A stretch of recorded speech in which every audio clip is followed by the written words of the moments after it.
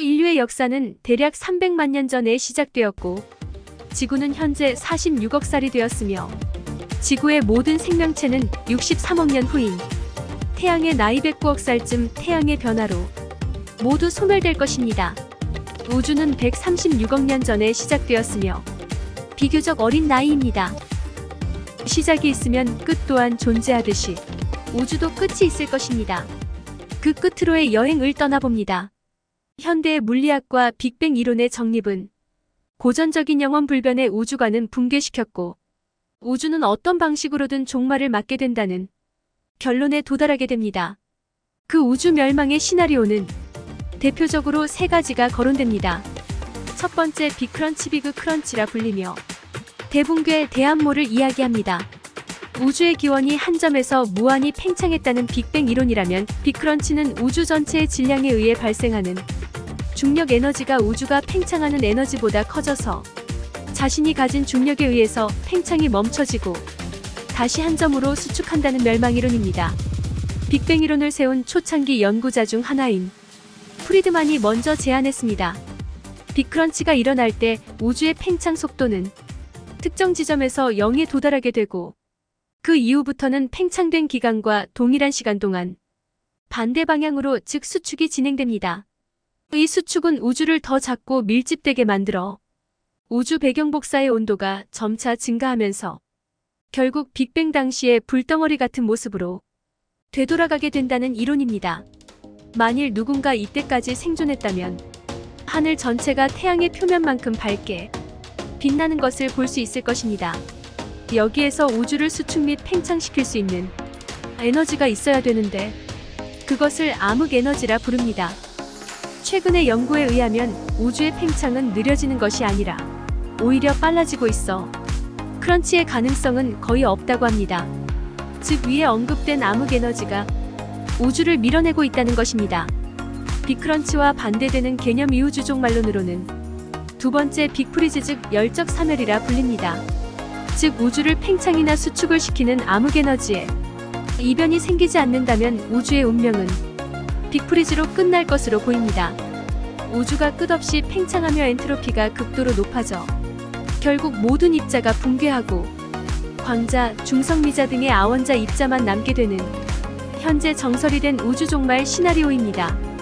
또한 이러한 이론이 열역학에서 말하는 열적 사멸이라 불리는 이유는 열 때문에 죽는 것이 아닌 열 자체가 죽는다는 의미인 열적 사멸과 빅프리즈의 진행 과정이 매우 흡사하기 때문입니다. 우주가 팽창하는 만큼 물질들이 점차 흩어지고 섞여서 어디나 다 같은 균일한 우주가 되는 것으로, 별도 은하도 블랙홀도 없이 우주 전체가 동일한 거시적 상태인 엔트로피 상태가 되는 것입니다. 즉, 엔탈피와 엔트로피가 최저점인 절대 0도형 K, 즉 섭씨 마이너스 273.15도에 근접하여 분자 운동이 정지하는 상태에 도달하는 것입니다. 단순 얼어붙기만 하는 게 아니라 기본 입자가 점점 붕괴하면서 기본 구조를 더 이상 이루지 못하는 상황입니다. 빅립과 물질 구조의 붕괴 과정은 다르지만 물질 구조를 더 이상 이룰 수 없다는 점에서는 동일합니다. 현재 관측 결과로도 우주가 빅프리즈로 끝날 가능성이 높습니다.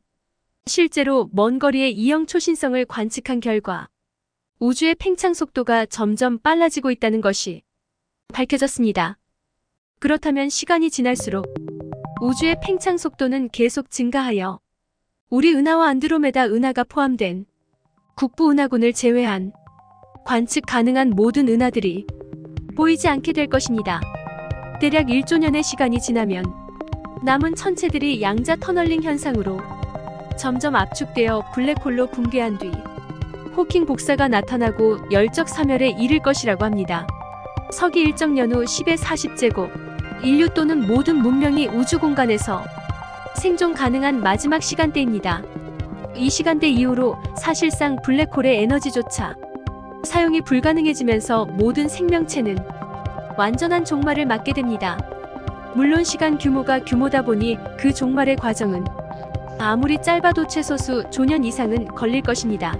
서기 불가사의 연후 10의 64제곱, 암석 같은 단단한 물체를 이루는 원자와 분자들이 양자 터널 효과에 의해 재배열되며 모든 물질은 유리와 같은 비결정질 고체가 되어 유체의 속성을 띠게 됩니다.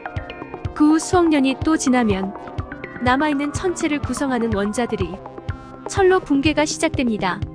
이때 흑색 외성은철 별아이언스타이 되며 빛은 사라진 지 오래고 이 별들은 암흑뿐인 우주를 떠돌게 됩니다. 또다시 수억 년이 흐르면 철별이 양자 터널링을 통해 중성자별이나 블랙홀로 붕괴되기 시작합니다. 그 후 알 수 없는 시간이 흐른 후 남아있는 모든 물질이 블랙홀이 되고 블랙홀마저 소멸하고 열적 사멸을 맞게 됩니다. 세 번째 빅립 대열구 대파열 이론입니다.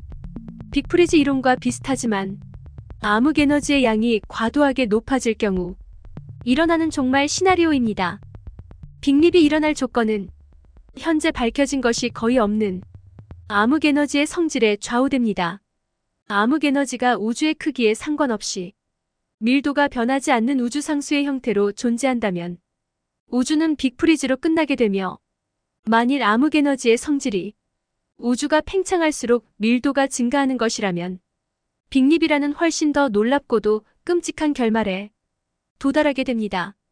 이론에 의하면 이미물리학의 기본 상호작용인 인력과 청력 중 청력이 중력보다 큰 상태로 우주는 산산이 흩어지고 있습니다. 시간이 흐를수록 입자 간의 청력이 점점 강해져서 중력을 제외한 제일 약한 핵력부터 시작해서 전자기력과 은하와 별은 물론 원자와 원자핵까지 죄다 말 그대로 뜯겨지는 종말입니다. 현재 우주의 암흑에너지는 엄청나게 거리의 은하단 사이를 갈라놓는 수준에 머무르고 있는데, 빅립은 별이나 행성을 찢어놓는 것도 모자라 결국 원자핵과 분자까지 분해시켜버립니다. 특정 시점에 도달하면 암흑에너지의 양은 무한대가 되고, 반대로 우주의 밀도는 0으로 수렴하며 공간의 팽창 속도가 광속을 넘어서게 되면서 최종적인 우주의 종말이 이루어집니다. 일부 천문학자 및 물리학자들은 빅립과 빅뱅 직후의 유사성에 주목하여 어쩌면 이전 세대의 우주가 빅립을 일으킨 결과 우리 우주가 탄생했다는 가설을 내놓기도 합니다. 빅립 이론은 암흑에너지 상태방 정식이라 부르는 W 값에서 출발합니다. W 값은 암흑에너지의 총량이 우주 부피의 W제곱의 반비례함을 의미합니다.